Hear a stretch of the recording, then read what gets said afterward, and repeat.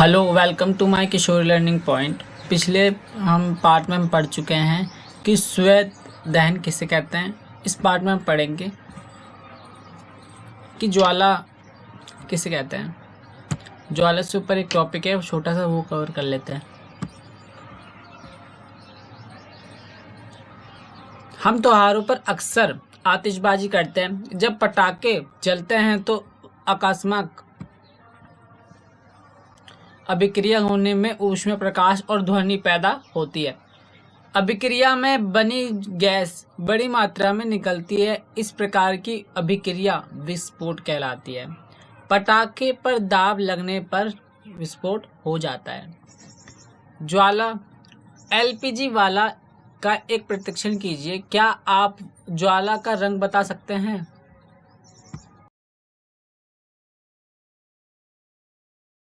कक्षा 7 में magnesium ribbon को जलाने के लिए अनुभव को याद कीजिए।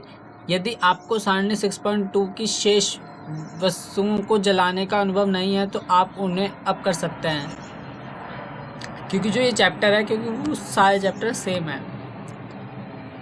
ज्वाला की संरचना: एक मोमबत्ती जलाइए, सावधानी बरतिए। कांच की 4 से 5 पतली नली को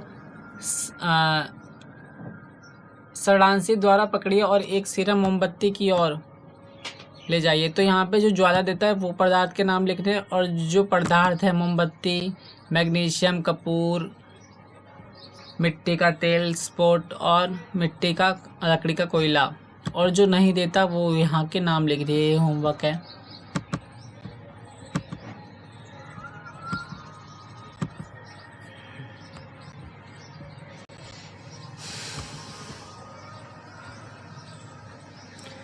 दहन के समय जो वाष्पित होते हैं वे ज्वाला का निर्माण करते हैं। उदाहरण के लिए मिट्टी का तेल और पिघली हुई मोमबत्ती के साथ साथ ऊपर उठती है और दहन के समय वाष्पित होकर ज्वाला का निर्माण करते हैं।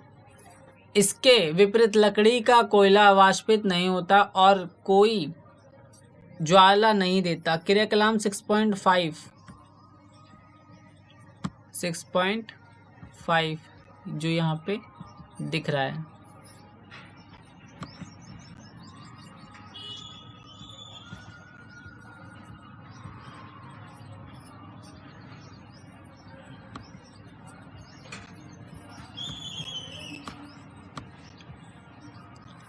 जब मोमबत्ती की ज्वाला स्थिर हो तो ज्वाला के विशिष्ट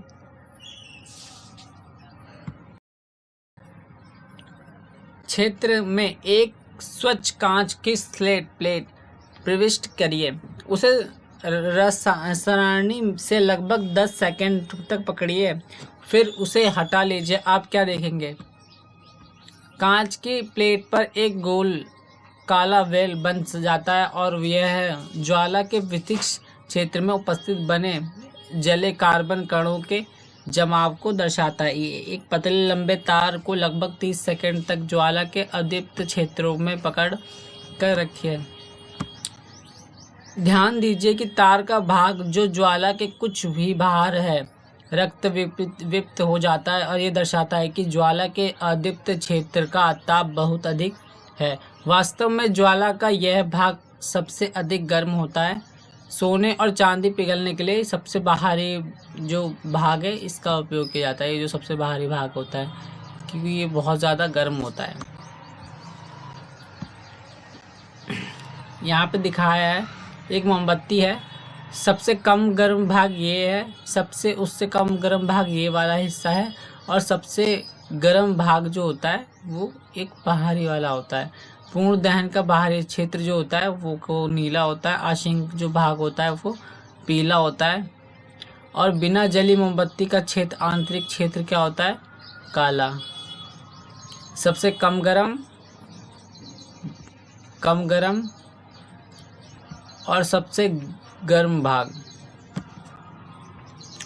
ईंधन क्या है? यदि याद करिए कि घरेलू उद्योग उपयोग संबंधित उष्ण ऊर्जा के प्रकाश स्रोत लकड़ी, काष्ठ, कोयला, पेट्रोल, मिट्टी का तेल आदि है। ये पदार्थ ईंधन कहलाती है। अच्छा ईंधन वह है जो सहज उपलब्ध हो जाता है। यह सस्ता होता है और वायु में सामान्य दर सुगमतापूर्वक जलता है। यह अधिक मात्रा में ऊष्मा उत्पन्न करता है और ये जलने के उपरांत कई अविच्छिन्न पदार्थ नहीं छोड़ता। संभवतः ऐसा कोई भी ईंधन नहीं है जिसे एक आदर्श ईंधन माना जा सके। हमें ऐसा ईंधन ढूंढना चाहिए जो कि किसी विशिष्ट उपयोग की अधिकांश आवश्यकताओं को पूरा करता हो। ईंधन के मूल्य में विभिन्नता होती है। कुछ ईंधन अन्य ईंधनों की अपेक्षा सस्ते होते हैं। जिन ईंधनों से आप परिचित हैं उनकी सूची बनाएं। सारणी 6.3 की भांति इन्हें ठोस, द्रव, गैस ईंधनों में वर्गीकृत करिए। ईंधन दक्षता किसे कहते हैं? यदि आपसे कहा जाए कि गोबर के उपले, कोयला और एलपीजी को जलाकर पानी की एक निश्चित मात्रा को उबालते हैं तो आप कौन से ईंधन को चुनेंगे? इसका कारण बताइए। आप अपने माता पिता की मदद ले सकते हैं। क्या ये ईंधन बराबर मात्रा में ऊर्जा ऊष्मा उत्पन्न करता है? किसी ईंधन के 1 किलोग्राम की पूर्ण दहन से प्राप्त ऊर्जा की मात्रा उसका ऊष्मीय मान कहलाता है और ईंधन के ऊष्मीय मान को क्या बोलते हैं? किलो जूल प्रति किलोग्राम मात्रक द्वारा प्रदर्शित किया जाता है। कुछ ईंधनों के ऊष्मीय मान सारणी 6.4 में दिए गए हैं। यहाँ पे देखो, गोबर के जो उपले हैं इसके बारे में बताया गया है, लकड़ी के उपले हैं इसके बारे में बताया गया है। ये वैसे आएगा नहीं पेपरों में, बस एक नॉलेज के लिए है आपके। ईंधन के दहन के हानिकारक उत्पाद प्राप्त होते हैं। ईंधन का बढ़ता हुआ उपभोग पर्यावरण पर हानिकारक प्रभाव डालता है। लकड़ी, कोयले और पेट्रोलियम जैसे कार्बन ईंधन बिना जले कार्बन कण छोड़ते हैं और ये सूक्ष्म कण खतरनाक प्रदूषक होते हैं जो दम जैसे श्वास रोग उत्पन्न करते हैं। इन ईंधनों का अपूर्ण दहन कार्बन मोनोऑक्साइड गैस देता है और यह अत्यंत विषैली गैस है। बंद कमरे में कोयला जलना खतरनाक होता है। उत्पन्न कार्बन मोनोऑक्साइड गैस कमरे में सो रहे व्यक्ति की मृत्यु भी ऐसे हो सकती है। अधिकांश ईंधनों के दहन से पर्यावरण में कार्बन डाइऑक्साइड गैस निकलती है। वायु में कार्बन डाइऑक्साइड गैस की मात्रा संभवतः विश्व उष्णन या ग्लोबल वार्मिंग के कारण हो सकती है। कोयले और डीजल के दहन में सल्फर डाइऑक्साइड गैस निकलती है और ये अत्यंत दम घोटू और संरक्षण गैस है। इसके अतिरिक्त पेट्रोल इंजन नाइट्रोजन के गैस से ऑक्साइड छोड़ते हैं। सल्फर और नाइट्रोजन के ऑक्साइड जल वर्षा में घुल जाते हैं और अम्ल बनाते हैं। ऐसे वर्षा को अम्ल वर्षा कहते हैं जो फसलों और भवन और मृदा को भी खराब कर देते हैं। कक्षा 7 में हमने पढ़ चुके हैं कि मोटर वाहनों में ईंधन के रूप में डीजल और पेट्रोल का स्थान अब सीएनजी संपीड़ित प्राकृतिक गैस ले रही है, क्योंकि सीएनजी सल्फर और नाइट्रोजन के ऑक्साइडों का उत्पाद अल्प मात्रा में करती है। सीएनजी एक अच्छी स्वच्छ ईंधन है। कुछ पॉइंट्स पे हम ध्यान देंगे। जो ये चैप्टर अब यहीं पर ये ख़त्म हो जा रहा है।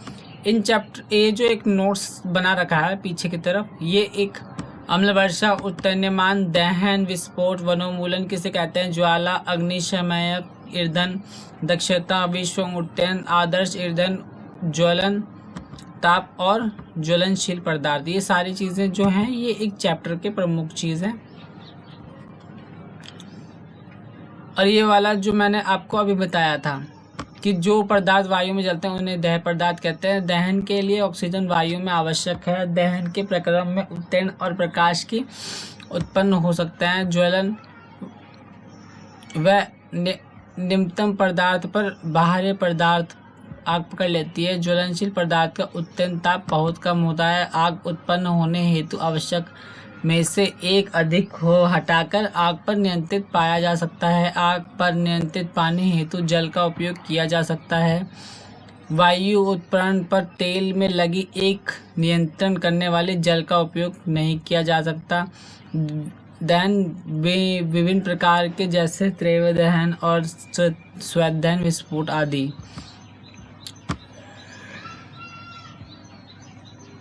ज्वाला के 3 क्षेत्र होते हैं, एक अदीप्त क्षेत्र होता है, दीप्त क्षेत्र होता है और एक ज्योतिहीन क्षेत्र होता है। आदर्श ईंधन सस्ता, आसानी से उपलब्ध, आसानी से जलने वाला, एक आसानी वाहन योग्य होता है। इसका उत्तीर्ण मान उच्च होता है। ऐसी गैस से या अवशेषों को नहीं छोड़ता जो पर्यावरण को प्रदूषित करते हैं। ईंधनों की दक्षता और मूल्य परस्पर विभिन्न हो सकते हैं। ईंधन दक्षता को उत्तीर्ण मान द्वारा प्रदर्शित किया जाता है। इनका मात्रक किलो जूल के और किलोग्राम में होता है। वायु में बिना जले कार्बन कण खतरनाक प्रदूषक होते हैं और श्वसन काष्ठ को उत्पन्न करते हैं। ईंधन के अपूर्ण दहन में विषैले कार्बन डाइमोनोऑक्साइड गैस बनती है। कार्बन जो वायु में कार्बन डाइऑक्साइड की बड़ी मात्रा में विषैले उत्सर्जन का कारण बताया गया है। कोयला, डीजल, पेट्रोलियम के दहन से उत्पन्न सल्फर डाइऑक्साइड नाइट्रोजन के ऑक्साइड अम्ल वर्षा उत्पन्न करते हैं जो फसल भवनों और मृदा के लिए हानिकारक होते हैं। कुछ इंपॉर्टेंट क्वेश्चंस की हम बात करते हैं तो दहन की प्रस्तुति सूची बनाई। ये इम्पोर्टेंट नहीं, ये वाला इम्पोर्टेंट है। ईंधन के रूप में एलपीजी, ये वाला इम्पोर्टेंट है। ये वाला आ सकता है, ये वेरी इम्पोर्टेंट है। ये वाला आ सकता है, ये वाला आ सकता है और ये वाला आ सकता है। आज के लिए इतना।